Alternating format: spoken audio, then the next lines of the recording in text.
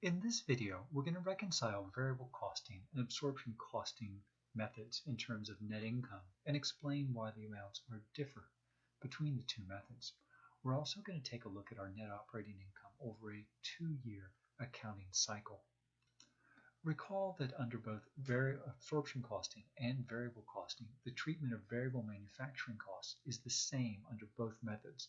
Variable costs are assigned to the units that we produce and flow as a product cost into work in process and then to finished goods, and are only matched with cost of goods sold in the period where we sell the units. Notice again, variable manufacturing costs were the same under both absorption and variable costing. The difference came in terms of fixed manufacturing costs. Our fixed manufacturing costs totaled $150,000.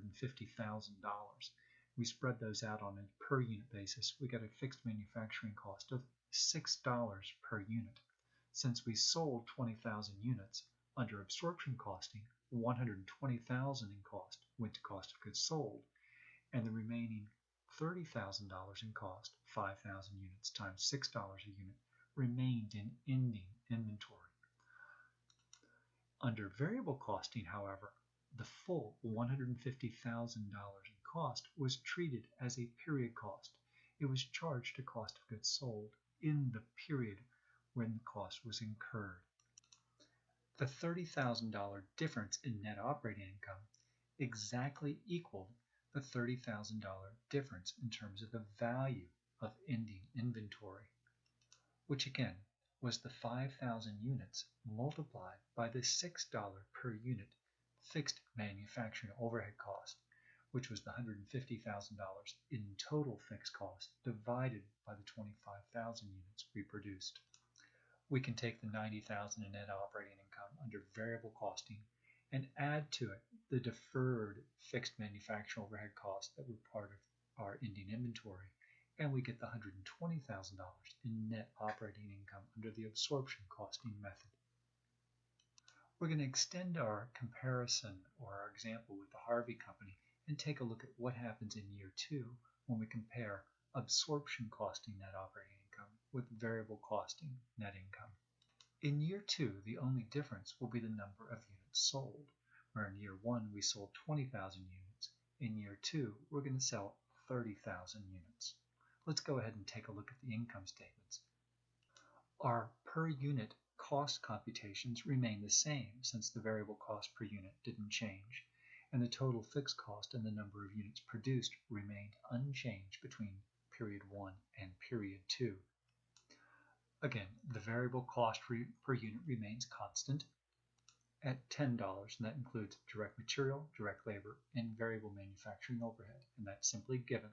Under absorption costing, the fixed manufacturing overhead cost per unit was $6.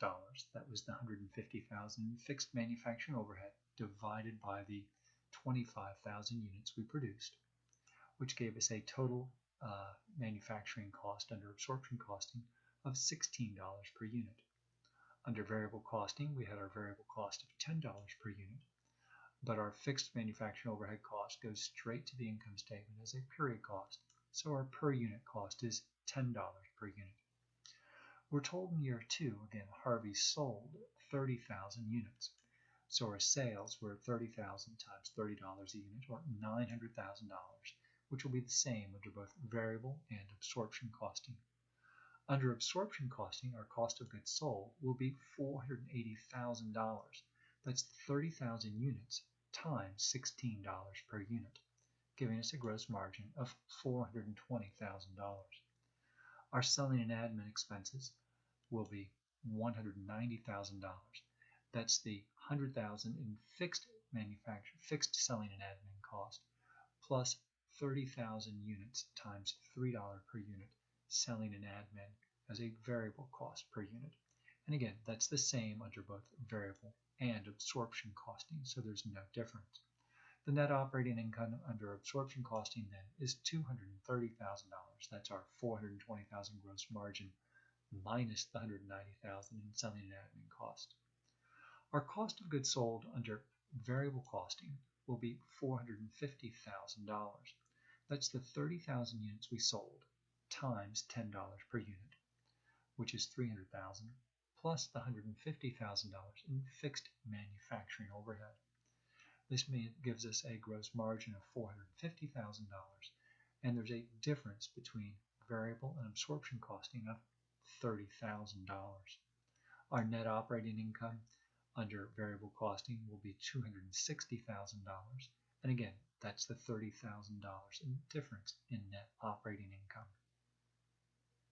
In terms of the difference in the value of ending inventory, since we have no units left in ending inventory, we began with 5,000, we produced 25,000, which gave us 30,000 available for sale, and we sold all of those units.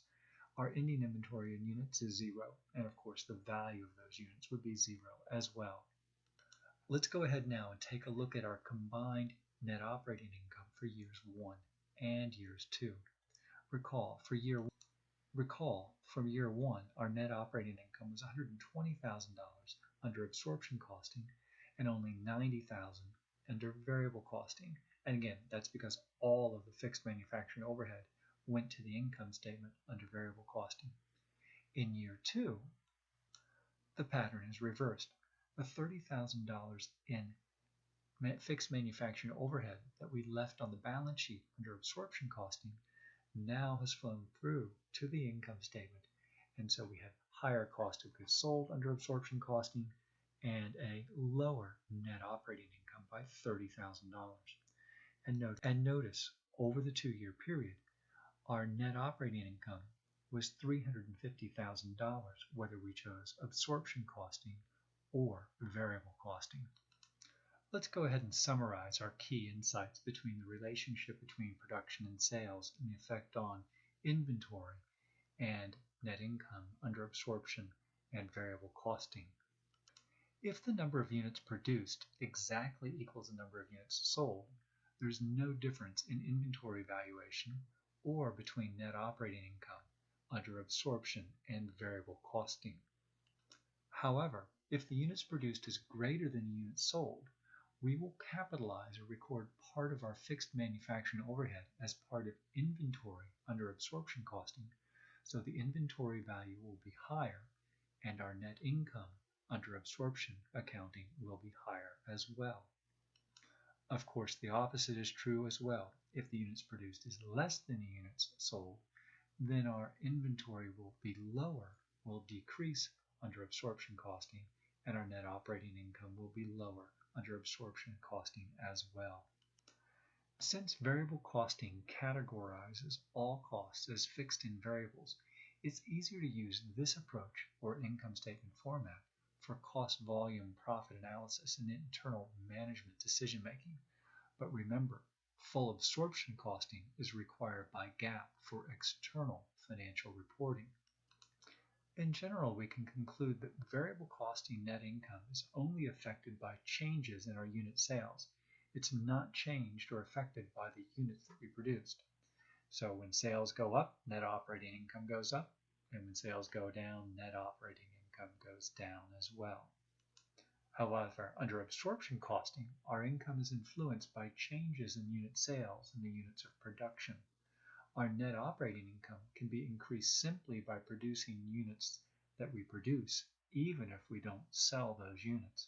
And we can see in the book The Goal, this is one of the problems facing Alex in his factory. They keep producing subassembly and parts that they don't need, so they can lower their average unit cost and report higher net operating income. But again, the problem with this is it consumes resources and doesn't truly generate any additional cash. In fact, companies tie up more cash by paying for additional labor and additional raw materials to build inventory that they can't sell. This can be an okay thing when we have a seasonal production needs and we might need to build inventory in the summer months to realize sales in a peak season such as Christmas sales. However, if we're just building inventory simply to lower unit average costs and we are unable to sell those units, then the company will report higher net operating income in the near term, but will have terrible cash flow and will eventually run out of business or go out of business.